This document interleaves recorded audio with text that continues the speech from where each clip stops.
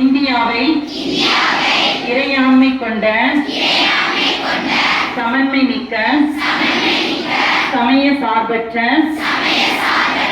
ஜனநாயக குடியரசாக அமைப்பதென உறுதி பூண்டுள்ளோம். இதன் மூலம் அனைத்து குடிமக்களையும் பாதுகாப்புடன் சமூக, பொருளாதார, அரசியலில் அனைவருக்கும் நீதி எண்ணியதை வெளிப்படுத்த, எடுத்து சொல்ல, நம்பிக்கை வைக்க, உண்மையை சொல்ல, வழிபாடு செய்ய சுதந்திரம்.